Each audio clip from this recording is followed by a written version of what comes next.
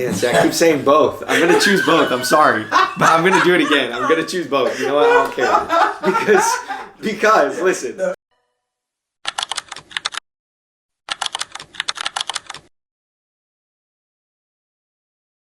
Welcome. Would you want to tell us your name and what you do? Yeah, my name is Andrømeda. I make music. Absolutely. I produce a little bit of everything. I rap, I sing, Okay. One of the first questions that I have in the regards of what you do is, why do you do it? Why do you create? That's a good question, man. Yeah. Why do I create? I think, honestly, I feel like it's built into my nature to create. So it's kind of like, why not, I grew up around music. My family's very musical. So for me, I think it's just a natural thing. I think all of us have the desire to create, Absolutely. to some degree. Yeah. And it doesn't necessarily, you were talking about this right before we started, which is how you said there's so many more ways to be creative than just making music or just producing. Absolutely. And I think all of us have an innate desire to create, Right. whether it's art, music, or even just like conversation. Like Absolutely. we're having a conversation and we're creating Absolutely. in this moment, So Absolutely. yeah, I think why not, Right. Has there ever been a time you created out of pain? Out of pain? Yes. Oh my God, yeah, dude, many times. Absolutely. I think the majority of my creative process has unfortunately come from a painful place. My first biggest thing I can think of that fueled a humongous part of my drive as an artist was my grandmother passing away. Mm-hmm. She died in 2019, and I started recording in 2020. Mm-hmm. And I remember feeling like this insane amount of hunger to sort of make her proud Mm-hmm. in what I did with music. And so a lot of the pain of that grief and that loss, she was the first family member to me that was that close that passed away. I saw her every day. I had a really great relationship with her.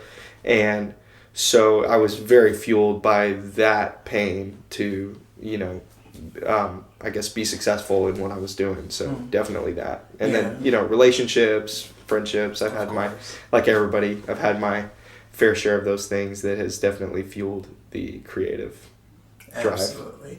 Yeah, I appreciate you sharing that. Couldn't possibly been, easy going through that. And I could see how, something as big as grief can feel, what you're trying to do or trying to show or prove something. And I'm pretty sure a lot of people are going to relate to that to an extent. Tell me about a time you lost faith in your art or your music. What took you there and how did you get out of it? Bro, these are dope questions. You're asking all the right stuff right away. I appreciate it. Because it really pinpoints my story. So, I started making music 5 years ago.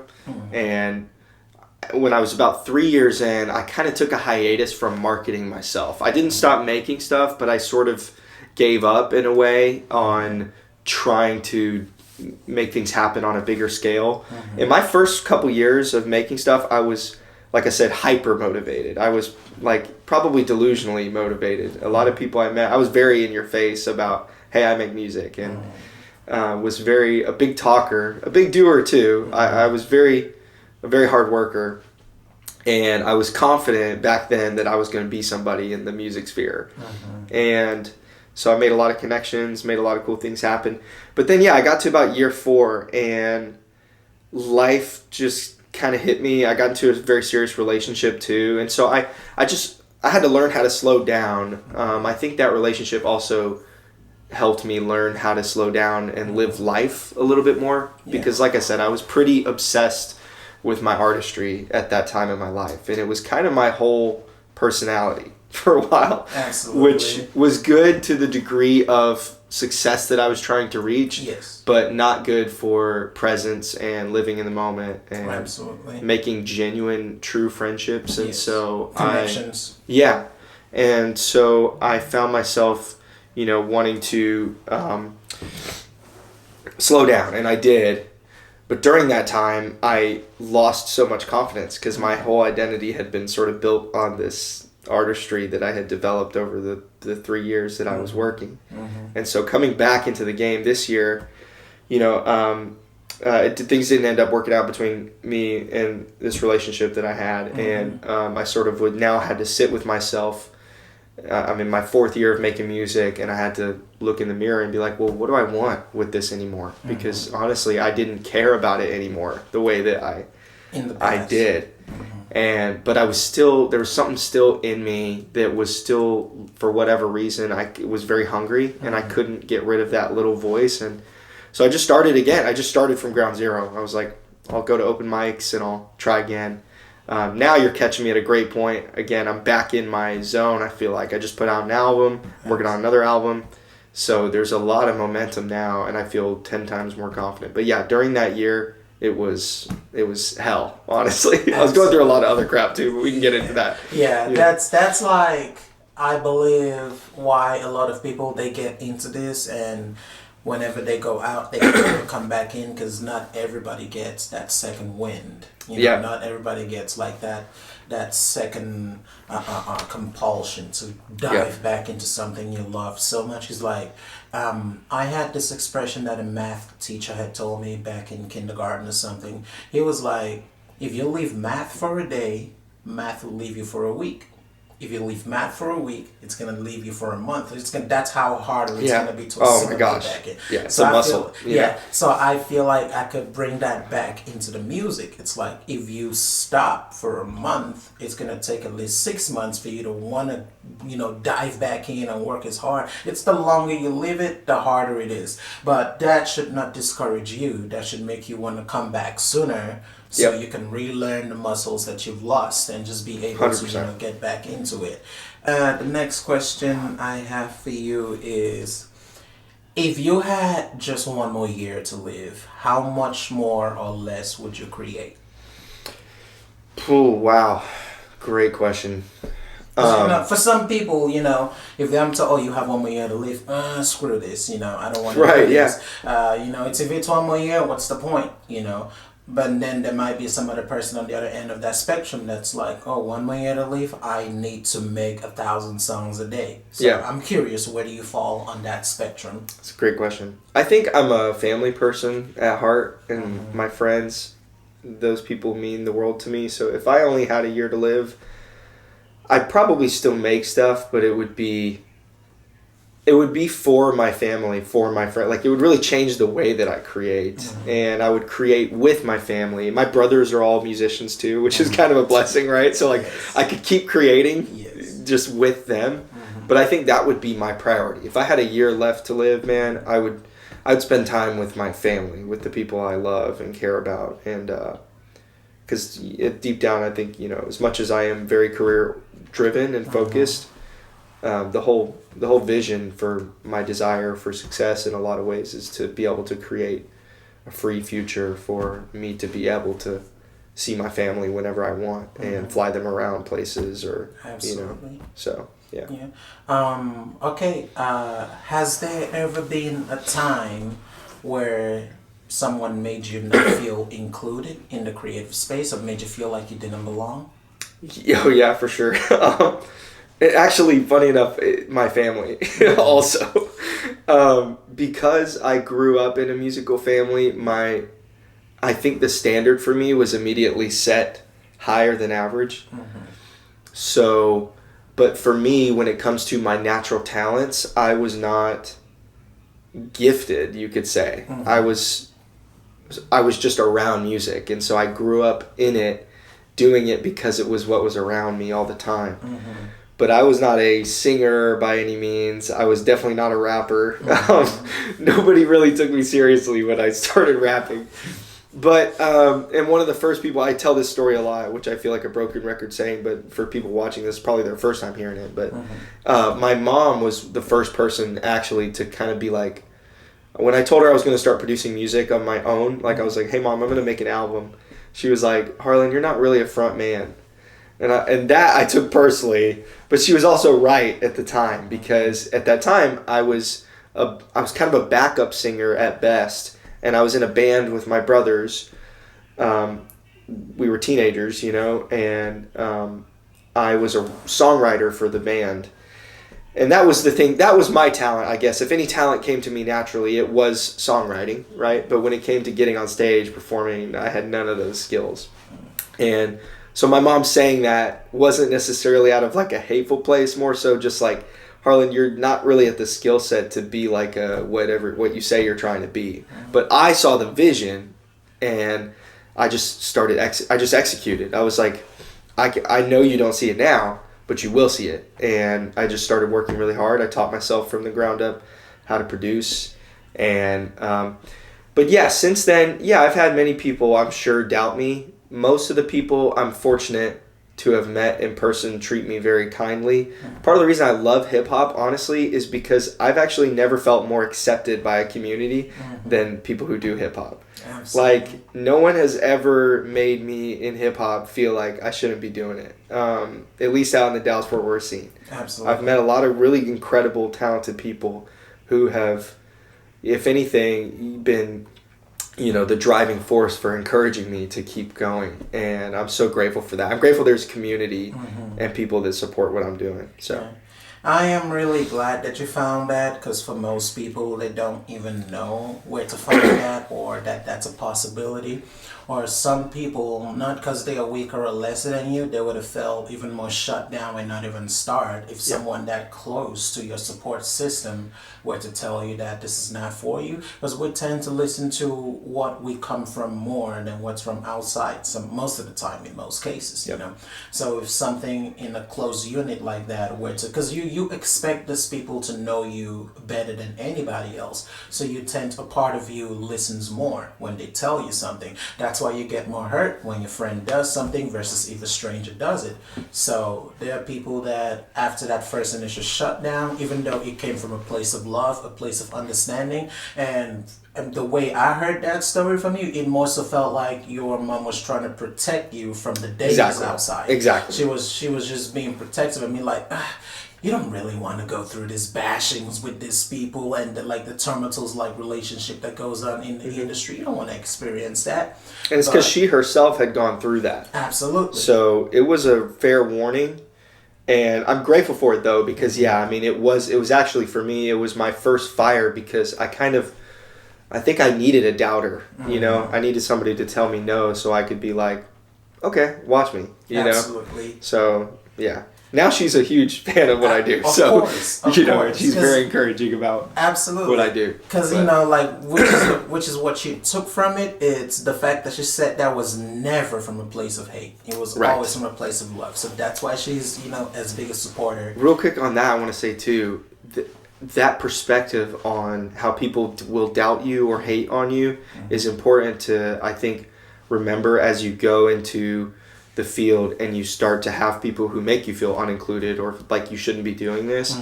Like, when you start to understand where jealousy comes from, like where people are coming from when they are upset that you're winning, you start to realize that it's everything but personal, and it has nothing to do with you.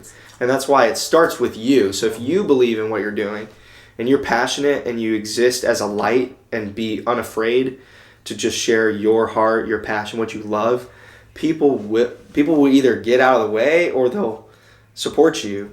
And if they get out of the way, it's not because you're not meant for what you're doing. It's probably because in a lot of ways they wish they were doing what you're doing. And they struggle with, how can someone exist in such a large way? How can you take up so much space? So it's important. You got to give yourself the permission first. You got to convince yourself that you can do it first. You know.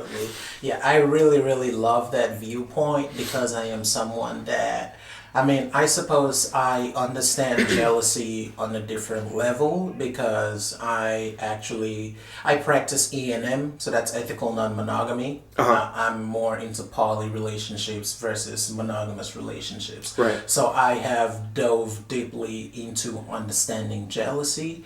Why are people jealous? What are the motivations? And it took me a while to understand that jealousy in itself is not the problem. It's the reaction to jealousy. You know, it's like, it's a feeling that everybody will always experience. Yes. If you're a Christian, you would know the Bible says even God is a jealous God. Yeah. The feeling, which is like also anger is not a bad thing. The feeling itself is never bad. Yes. It's what propels, or what does that feeling propel you to do, or how do you react to that feeling, is what determines the positive or the negative of any situation. So I'm glad you brought that up. That's perfect. You put that perfectly too, because I by no means am a non-jealous person. I think I am actually a pretty jealous type of person. Absolutely. I hate to admit it, but that's the truth. Like I remember like when I would see people on stage and they're killing it, like this feeling would come up inside me, and I would be upset at myself for feeling that way, right? Because I'm like, why am I upset? Like, I shouldn't be upset that they're succeeding. But I knew I could identify. It's the self-awareness to be able to identify that, okay, I'm feeling this way not because I don't believe in myself or I can't do it, but rather because I know I can and I'm not. I'm choosing not to out of fear and out of being afraid that someone will judge me. And so therefore that manifests into this jealous feeling because I'm watching someone. It's not about their monetary success or their fame. It's that here's a person who is existing in their fullest light, and I just want to do that too. Absolutely. And I feel like I can't, you know. That is a very uniquely beautiful standpoint, and like I'm glad, you know, that I was able to hear that, and it's so gonna affect, you know, or add on to the way that I view jealousy, because it is an ever expanding topic, and ever expanding thing that, you know, not a lot of people pay attention to. But I really appreciate you sharing that. Do you ever have a fear of being misunderstood through your work? Yeah. Oh my God. Immensely. That's part of the fear of performing and stuff, and being what I am, I guess, because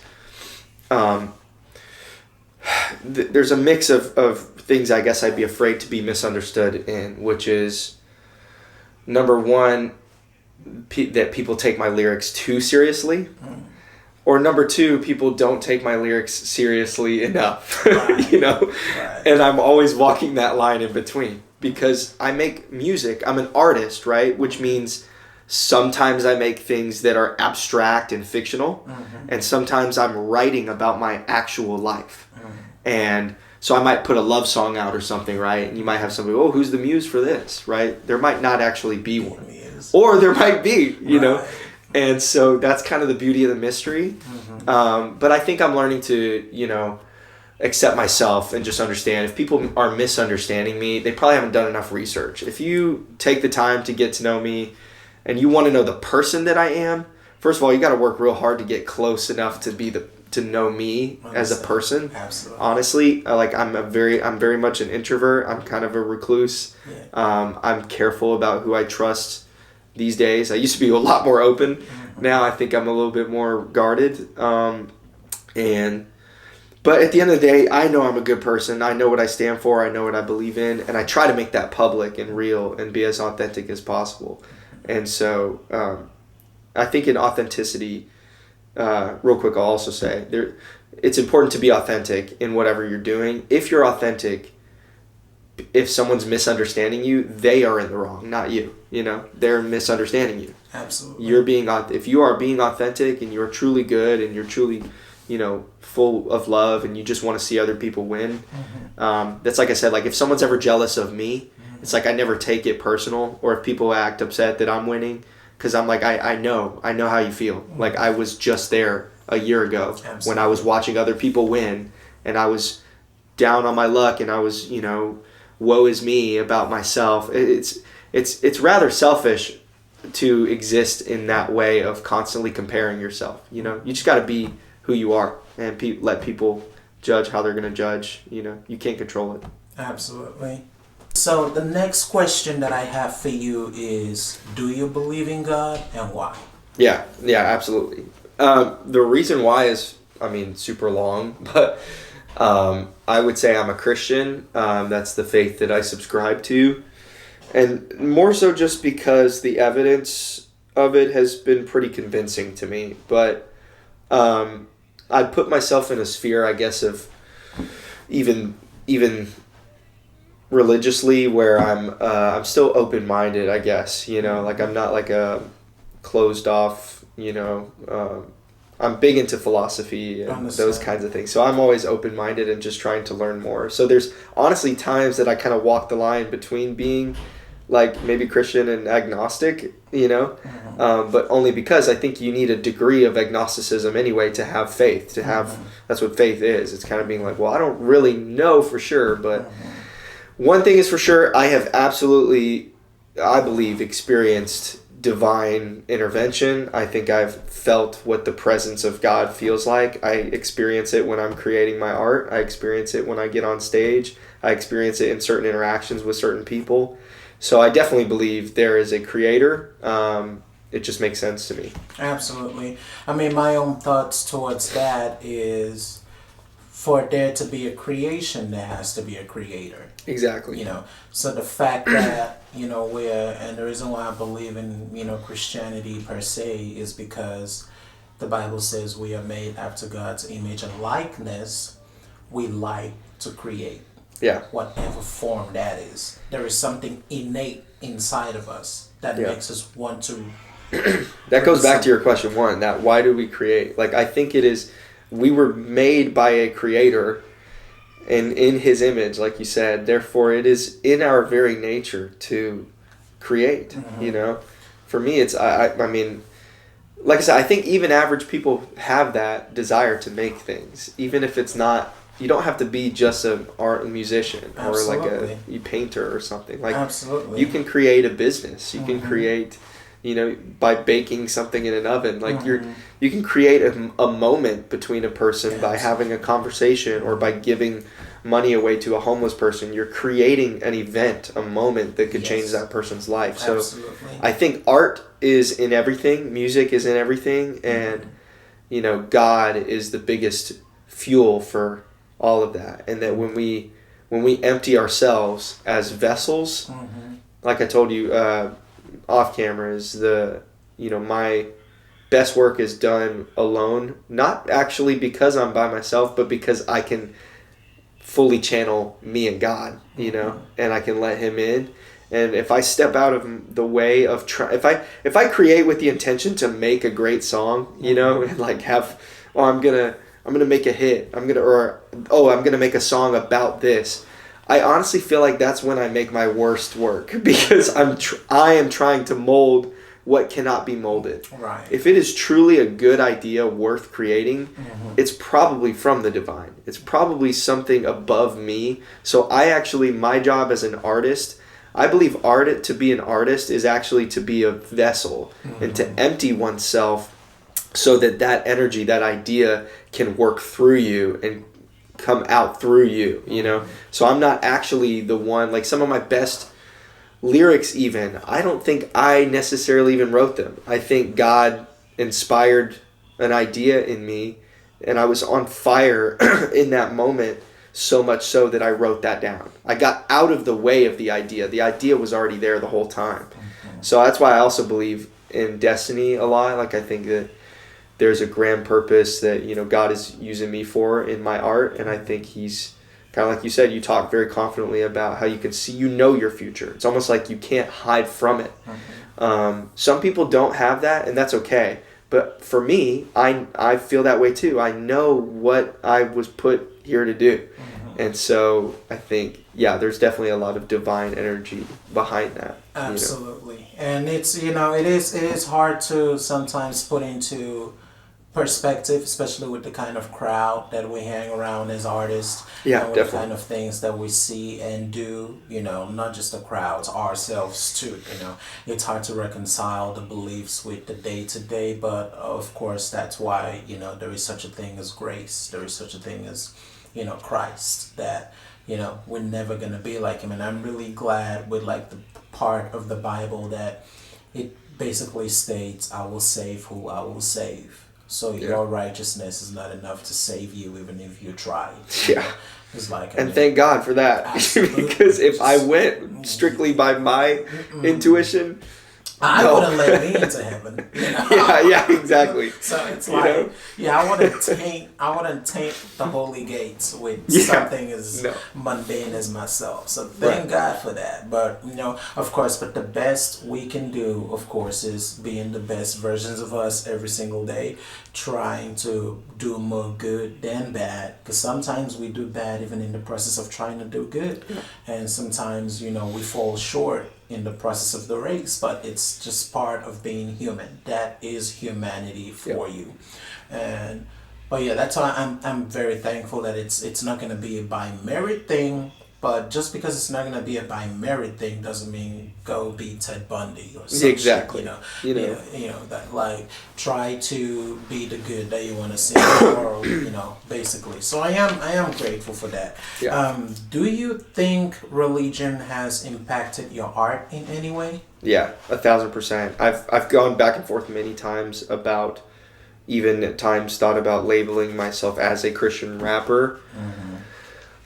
However, it's tough for me to do because the problem is not so much what God would approve of, it's more so what other people in the Christian community would approve of, right? Because I cuss on my songs, right? If I label myself a Christian rapper and then I have songs where I'm cussing, well, you're going to have a huge part of that Christian rap community is going to outcast me and say, you're a fraud because you're cussing on your songs. But the reality is I think it's more authentic or less authentic for me to release songs as a Christian rapper that are perfectly clean for the sake of the image than it is for me to just cuss and just make stuff, because the reality is I'm a human being. Right. I cuss in my day-to-day from time to time. Like I don't shy away, I guess, from my humanity in my music either. I think that's an important distinction. Absolutely. And so I can't really label myself as a Christian rapper because I think that I would be casted out of that community, which is unfortunate. Yeah, but I mean, not even necessarily just being casted out of the community, but the prospect that you could be sending the wrong message. That too, and I would rather, I don't need to appeal. I think if my job is to spread the gospel, I don't need to appeal to a Christian audience. I need to appeal to people who are not Christian or have no faith whatsoever. And if I can plant a seed in them to get a little bit closer to their walk with God, then I think I'm doing more Christian work by doing that than I would be by trying to appeal to the Christian audience. If you're already Christian, you're good. Why do you need, Right. I mean, you're not who I'm talking to. Exactly. I'm talking to people like myself who are in desperate need of grace at a lot of times in their life, and who are in desperate need of purpose and desperate need of a voice that tells them that they are valuable. Another big piece of my faith, right, is, and why I love Christianity so much, is the emphasis on how Jesus really speaks to our value as human beings. Like it's so important that we treat ourselves as valuable. So, do you think that people should feel comforted or challenged by your art? Whoa, great question. Oh my gosh. Probably a perfect mix of both if I could have what I wanted. I know that's like a lame answer to choose both, but I think that's what it is. Like I said, I don't shy away from my humanity in my art, but I also don't shy away from my faith in my art. The album I'm working on, the next project I'm working on, is centered around that. And the title of the album is going to be called Godsend. And for that reason, it's like, to me, it is I am put here with a purpose to glorify God in what I do and to spread more of his message and spread more love to other people and encourage people. But also, I think that it should be comforting to hear somebody with as strong of a faith as mine, to hear that I'm also just a human being like you. You know what I mean? I think a lot of people get intimidated to look into Christianity because they feel that they are going to be judged. They are going to be called higher, right? By these, and that in itself can push people away. So I think it's important to sort of recognize like, hey, I'm just a guy too, and I don't have all the answers. So like actually don't listen to, again, there's a balance of take what I say seriously, but also don't take everything I say too seriously. Right. Like come to your own journey, come to your own understanding, pray your own prayer, talk to God, have your relationship with God. It's not my job to prove that yours or mine is correct. It's just my job to plant seeds, and that's what I'm doing, I think, in a lot of ways. So yeah, I think it should be comforting for sure that that I'm just as human as anyone else, but I continue to try and I do my best to be a good man, and that's good enough for me. So yeah. Up until this point, would you say that your art is more about expressing something personal or discovering something universal? Wow, man, these are crazy fire questions, bro. Like, you're incredible. I'm glad you like it. It's so deep. It's awesome. Expressing something personal, probably. Okay. But in the grander, man, see, I keep saying both. I'm going to choose both. I'm sorry. But I'm going to do it again. I'm going to choose both. You know what? I don't care. Because listen. No, it is okay to choose both. I just have to know why. Here's why. Because it's expressing something personal with the desire that personal experience is universal. And because it is. Like, if you express yourself genuinely, you would be beyond surprised how many people relate to you. And how many people have been through what you've been through. And often, as individuals, and as artists especially, we tend to think of ourselves as these, we're somehow having a special experience because we're chosen for some greater artistic purpose, or our capacity to create is beyond the average, and so we must be special. But the reality is, no, every human life is valuable, every single person that exists is valuable, and everybody is playing a part in the grand creation, God's creation. Absolutely. And so I think that my desire to express I have found in my experience that the more personal that I get and the more honest I get about my experience, the more broad my range of impact tends to be. Absolutely. For some reason. You realize when you stop trying to be an image and please the whole world, and you start connecting with yourself, you actually start connecting with more people and making a greater real impact on a bigger number of people, Absolutely. So, yeah. I like that answer. If there was a way to pick both and still give me a good answer, that was it. Thank you, bro. Of course. So another question I have is, how do you manage vulnerability and privacy? Because those great question too. I think it starts with accepting that there is no real privacy with vulnerability. Like, if you're going to be online and you're going to be vulnerable, you have to kind of let go of the privacy and just say, you know what? How much of myself am I willing to show? Early on, when I started making content and making music, I knew this, and I knew that a lot of my life will be exposed in the process of me being an artist. And especially if I become successful, people will dig into what I do, they'll dig into my life. But another important thing to remember is that as much as there is no privacy, you do still have control when it comes to the internet and online. Famous people still have some sense of control over their world, in the sense that they don't have to be on social media. They might feel like they have to be, but they don't actually have to be. And I recognize with myself, I constantly remind myself, at any point that I want to stop, I can.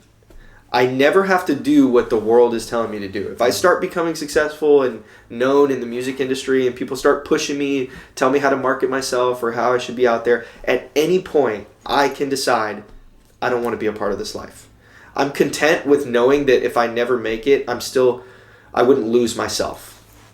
Because I think during the time that I took a break and figured out who I was without the music.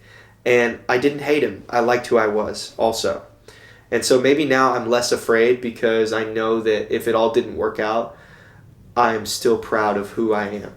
I really, really like that because you answered it even before I asked. That was one question that I was going to ask. I was going to ask, like, what if this is it? what if this is the biggest it's Yeah, ever if this been? is the biggest it's ever been, I'm satisfied, man. Because Yeah. honestly, I've gone miles further than I ever thought I would go. Absolutely. I started making beats when I was 19 in my closet. My mom told me, you're not a front man. I went from that kid that nobody cared about what I was doing to I produced 7 albums in my first 3 years of making music. I'm now over 10 albums at this point that I've produced. I just took down the old work, I started back over. But I am so proud. Like, if kid me, the only person I'm really trying to make proud of me is the child me, who, if he saw who I am today, he'd cry, like tears of joy. He'd be like, not only are you like a dope artist, like you perform, you put yourself out there, you're a confident person. And honestly, a lot of the wins in life are not what people think they are. It's not about recognition. It's the little wins that people don't see that mean the most to your character and that mean the most in your story. Like, for example, getting up and showing up to a 9 to 5, knowing that you're an artist at heart and you want to be creative and you just want to escape all of this, but you still push yourself to have the strength to go to work, and you show up to work and you show up with a smile and you're kind to everyone you talk to and you do your best and you're teaching yourself skills that you've never done before and you're scared the whole time that you're going to get fired because you're not doing enough, but you still push through. It's those things that I'm experiencing in my day-to-day that people don't see, and that fortify for me my pride in myself, is that I've already done, I'm enough. Again, my faith is part of that too. I'm already enough. Everything else that I accomplish is just a wonderful bonus. Absolutely. So yeah, it's gratitude based. I think that's what a lot of my drive now comes from, gratitude. And also an obligation to do it for those who can't.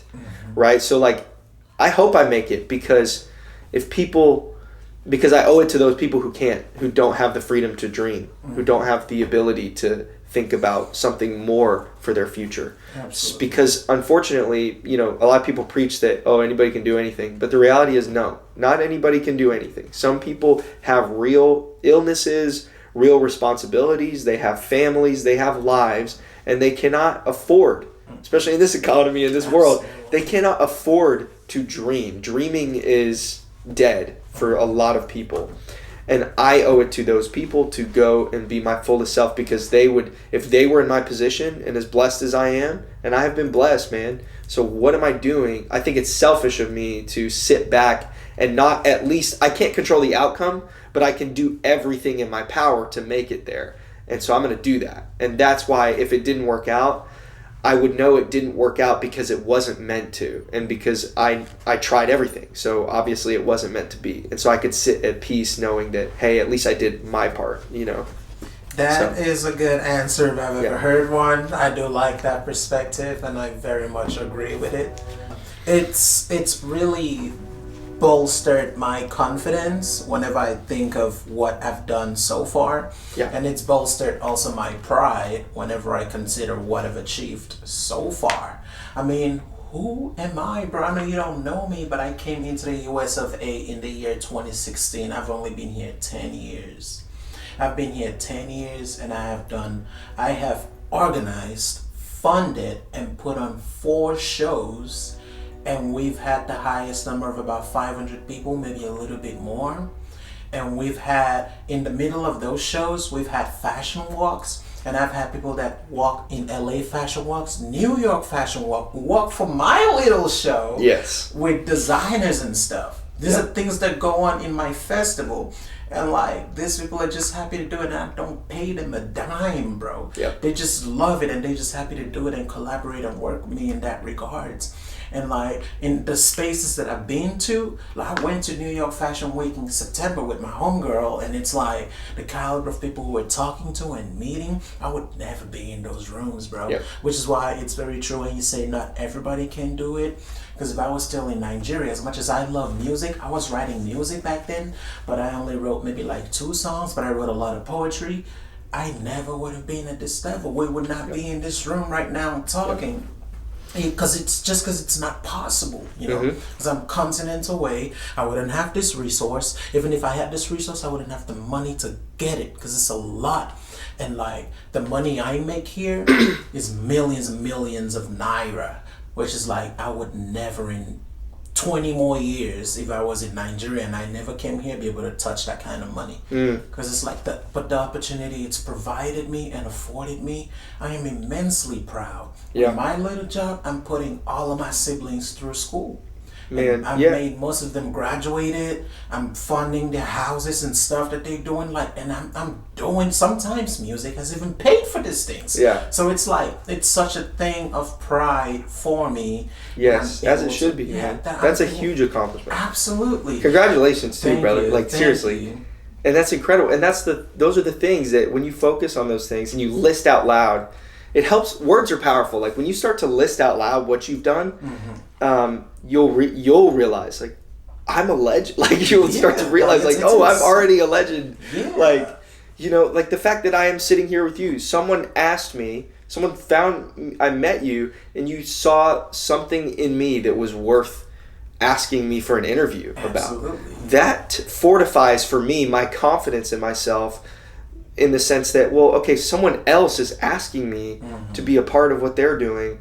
That means they see something in me, Absolutely. you know? And that gives me then confidence to go and like do my next show or my next thing. And then I do that next thing and I get a good reaction from those people. Absolutely. So the external validation is a good thing. It is good to receive because, and it's important to pay attention to, but not in the sense that you shouldn't get attached to the external validation, you know? No, of course not. But if you see that people around you are having a reaction to what you're doing, whether it's good or bad, honestly, I think it's better to create and do what you do and get a reaction than no reaction. Absolutely. And the fact that have any buzz going on, that people are even talking about me in Dallas-Fort Worth is insanely humbling and exciting and makes me more optimistic that, oh yeah, especially after, like you said, it's one thing to go from nothing and like work your way up. It's another thing to go from nothing, work your way up, and then fall back into nothing and then still climb your way back up again after full self-doubt. Yeah. I have real quick a song, the title, I'm going to spit you a verse real quick if that's cool because of course. It's from the first opening track of this album that I'm working on. Yeah. And it goes like this. It says, A thousand pieces of prior visions and dreams were torn apart in an instant. I saw it dissolve in entropy. I bled a serious flood, lost all my motivation, saw self-hatred I wouldn't wish on my enemies. Sweat, tears, and blood, those were gifts that were sent to me. Fear, hate, love, it's always been for the memories. God chose Harley, he's sending me, and here I thought I got to the end of me. Damn. And that whole verse is very like, you know, I think it says what I'm trying to say. It's like, you know, I went through this, I saw a self-hatred that I experienced during that year that I had sort of given up. And I mean, literally, man, when I tell you I was walking through, you know, I'm going to be candid, but, you know, suicidal depression, like I didn't want to be here anymore, you know. I thought I was nothing and I hated myself. I did not like who I was. You know, but through this unending, undying, whatever it is, fire that I feel blessed that God put in me, I was able to work my way back through therapy, through healing, and just find my way back to the stage. And that's why I'm so much more fired up now, more than probably ever, because I'm like, oh yeah, I realize now that of course I couldn't do it because I wasn't letting God lead it. And if I can do all things through Christ, you know. Absolutely. I can do anything through Christ. But if I stop doing it through Christ, then obviously I'm going to feel like I'm not valuable. If I start believing the devil's lies that I am not valuable, that I am not chosen, that I'm not gifted and blessed to be alive and in my skin, then of course I'm not going to accomplish things. Absolutely. So, yeah, rough season that I had to go through and climb back through, but I'm so grateful because it's gotten me to where I'm at today. Absolutely. So. I like to hear that, man. It's really rewarding to hear because, you know, though I have been differently blessed to where I have never had that low of you know, a mental moment, it helps me see that because you did it, should it ever happen to me that I go to that place in life, yes, I can be inspired that I know someone that was just here and he made it out. There is a way out. It's not all gloom Monday to Monday, and like there's got to be a break. I'm gonna catch a break. It might not be today, might not be tomorrow, might not be this week, might not be next week, but a break will come. Yeah. So I'm glad you shared that, man. I truly appreciate that. The next thing I have is, how do you measure success beyond plaques, numbers, or streams? Like, how do you measure it for yourself? Good question. I think it's hard to say. Because if I'm honest, like, I'll be honest about I'm not going to try to give the media answer in the sense that this is one I struggle with, where I am at times quite obsessive about what I'm trying to do. Because I'm inspired, right? I can see a grander vision, and so I tend to be very hard on myself when it comes to the output that I expect of myself. Like, oh, well, I'm going to put out an album, and I'm going to do a podcast, and I'm going to do this. Like, I'm very much one to throw myself in the ringer and overcommit and say yes to too many things. And so honestly, success for me these days looks more like knowing how to slow down and have balance and not become obsessed with the outcome. Getting in touch with peace and presence and my body, my health, all things that I'm honestly failing at the moment. But because I've been kind of in work mode, that's what happens. Like you get consumed. When you have a greater vision, and you're really trying to take something somewhere humongous, it can be consuming. And so I have to remind myself sometimes to actually step back. Like October kicked my ass. Can I cuss on here? Of course. Yeah. October kicked my ass. Like I don't think I had a single off day in October. Like my off days were spent doing music, spent doing things. Like I had not a single day where I truly rested. And even the Bible talks about it's important. Like you need to rest. You have to rest. So for me, success looks like proper rest balanced with, hunger for and drive, because I like having, at the same time that the hustle can be detrimental to my health at times and it's frustrating, I also kind of love it. I love that I'm hungry for something. I love that I feel that I have purpose that is bigger than me, so much so that sometimes I have to be a little bit tough love on myself and say, sorry, dude, I know you don't feel like it, but you need to show up for this. You made this commitment. You told yourself you're going to do this. Be disciplined. Go get it. And so it's not always easy, but I would say, success is it's not a monetary amount for me or fame, or it's just, can I find a good balance of moving forward, Absolutely. So here's the last question that I have for you. It's, how do you handle the downtime with, no music, no shows, or even streams? Like nothing is going on. It's like, I want to say like a bit of an all-time low in the music for you, where you're not seeing any traction and stuff like that. How do you deal with that? I'm going to sound pretentious by saying this, but for me, I don't think there ever is a downtime for the music, because even if my like streams are not necessarily like popping off, or I'm not getting a lot of views, like I'm always working on something. And typically I'm planning for the next big push, So for example, right, as I'm working on an album, I'm like, well, what's in between, right? Well, I have a whole EP that I just finished that I'm dropping in December. So I'm going to just put out a whole rollout, but then even that EP comes with a whole rollout of, okay, I got to make some content for that. I got to, push that EP as well. And hopefully it'll build some hype towards the album. So I guess in a way, I never really feel like it's not moving, because, I'm always creating. Or I'll just go in and I'll spend some time in the studio and I'll make stuff, or hang out and live life too. Like, I think it's important to live life in between the mix. Like, I have to remind myself, like I said, because I am a workaholic, I have to pause sometimes and say, okay, things are maybe down this week, but Friday night, I'm going to go out with my friends, and just for the sake of going out with my friends. Absolutely. Or sometimes, like, I go to open mics and stuff, and I'll go there typically to perform, and I have a lot of friends there that will do the same thing, But then once in a while, I'll be like, you know what? I'm not going to perform tonight. I'm going to go to the open mic, though, to support my friends. Like, just to show up for my friends. Mm-hmm. And that's it. Absolutely. No self-gain, no, like, promo for me. Mm-hmm. And I think that's why, like I said, like, I'm not so scared anymore if it fails, because I can turn that switch off if I need to. Mm-hmm. I'm not so obsessed. I can become obsessed to do the hard work part if I need to, but then I can also be like, okay, I'm just going to be a person today, and I'm already valuable, and I'm already amazing, and I don't need to prove myself to anybody. And in fact, and what that actually does is it causes me to be, I can let go of my ego for a minute, and I can go be a more virtuous person and go support my friends and go uplift, the artists that I support. And then in a weird, ironic way, that ends up helping my brand anyways, because I'm actually being authentic, so yeah, I think I don't stress too hard during those times. I'm like, let me just get my money up at my day job, or focusing on other things, so absolutely.